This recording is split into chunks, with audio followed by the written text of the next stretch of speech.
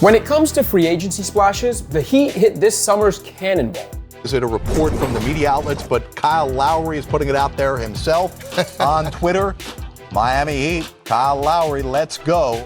Miami landing the best player to change teams this offseason in Kyle Lowry shouldn't surprise anyone. After all, the only thing Pat Riley likes stacking as much as chips are stars. A couple years after landing Jimmy Butler, despite not having the actual cap space to sign him, the lure of South Beach has struck again, with the Heat landing Lowry via sign and trade with Toronto because Miami is where the star point guard wanted to be. Never once to settle, the Heat also added PJ Tucker and Markieff Morris, while re-signing some of their own key free agents. Oh yeah, and Jimmy got paid. But while I commend the Heat for once again going all in, there are concerns. And you've got to wonder whether what Miami really did this summer was create the NBA's most expensive pretender.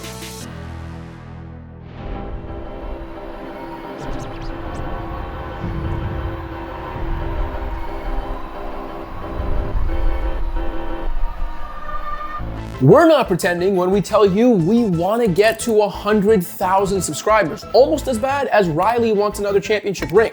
So subscribe to this channel if you haven't already and tell your friends to do the same. All right, back to the Heat. First, let's get the good out of the way, because there is a lot of it. The Heat are a much better team on paper than the one that got swept by eventual champions Milwaukee in the first round of the 2021 playoffs, and even better than the similar version that got all the way to the NBA Finals in 2020. Miami's true talent level was probably somewhere in between those two extreme outcomes, but adding Lowry is a huge boost. The 35-year-old isn't quite the player he once was, but he's still a star who impacts winning in ways few of his peers can. Lowry also checks a lot of boxes for the Heat. His role as an offensive initiator could be the missing piece for an 18th ranked Miami offense that lacked such a quarterback. Specifically, Lowry's pick and roll prowess and his uncanny ability to spoon feed the bigs he plays with should thrill Bam Adebayo and complete a motion-heavy Heat attack that's been missing that kind of pick-and-roll precision. The Heat finished 10th from the bottom last season when it came to the frequency of their offensive plays that ended in the roll man finishing the play, and bottom 12 when it came to the frequency with which a pick-and-roll ball handler finished plays. If they can pick their jaws up off the floor after receiving one of Lowry's surgical pocket passes for the first time, Bam and the rest of Miami's bigs should feast alongside Kyle, who's also a great screener for his size. Lowry's combination of ball handling and shooting, never mind his relentless competitiveness, is also a perfect offensive complement to Butler, whose inconsistent jumper is his one major limitation. On the flip side, Lowry should thrive with less of an offensive burden alongside Butler, as part of his two-way slippage in his final year with the Raptors can at least partially be chalked up to the fact he shouldn't have to be his team's offensive lifeline in the half court at this stage of his career. Butler represents the best one-on-one talent Lowry has played with since he shared the court with Kawhi Leonard 3 years ago. Add Tucker and Morris to an already stout defense under the perfectionist demands of Erik Spoelstra, and Miami's D should be elite. The Heat will also be among the grimiest, most physical teams. Surviving 48 minutes against the Heat this season, let alone 4 to 7 playoff games, will be like trying to escape a torture chamber. Get up. All right, you got fouled. No harm. Oh yeah, and they brought Victor Oladipo back on a minimum contract. So even if he's never the same or rarely in the lineup, it's an extremely low-risk, high-reward situation. Plus, they retained sharpshooter and off-ball wizard Duncan Robinson. By this point, you're probably wondering how the hell the team I've been praising for the last few minutes could possibly be a pretender. But there's more than meets the eye here. First, for as great as Lowry is, and he is eventually headed to Springfield, he's showing some signs of age-related wear and tear, missing an average of roughly 21 games per 82 contests over the last 3 years, while missing between 14 to 26 games in 4 of his last 5 seasons.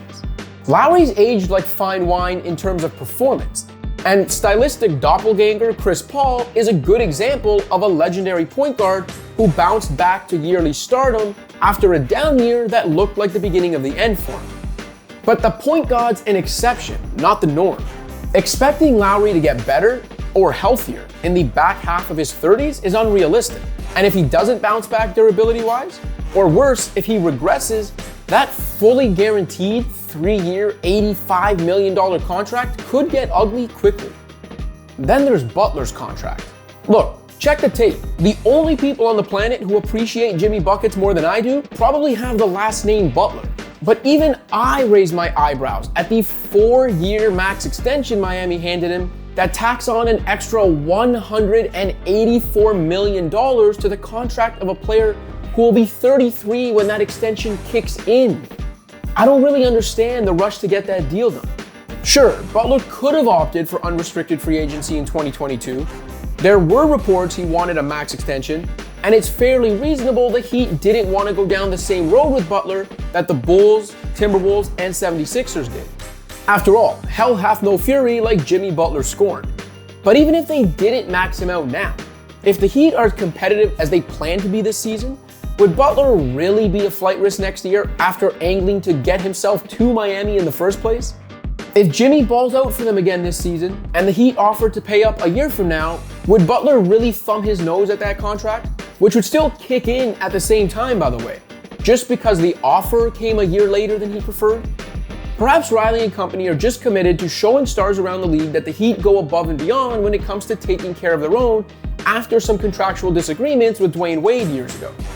But it just seems like the Heat were bidding against themselves here.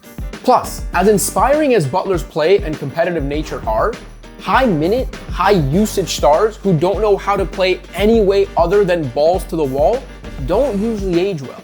So yeah, rushing to lock Butler into a contract that will pay him more than $50 million 4 years from now comes with some risk. Yeah, I'd say so. Between lucrative deals for Butler, Lowry, Robinson, and Adebayo, the Heat are capped out for years. They also don't control their own first-round draft pick until 2024 and can't trade a future first-rounder until 2025. Everything is riding on the here and now for Miami, but they're at best the number 2 team in the East behind Brooklyn. And even that's assuming that by adding Lowry, Morris, and stealing Tucker from them, that the Heat have done enough to close the gap on Milwaukee, who, again, swept them just a few months ago and have arguably the best player on the planet right now only entering his prime. Given the sticky situations the combination of South Beach and Riley have been able to get the Heat out of in the past, it's possible that even if this version of the team flops, Miami will find a way to undo it all and somehow end up with a new star in a few years. Perhaps there's no such thing as being all in when you have the built-in evergreen advantages Miami does.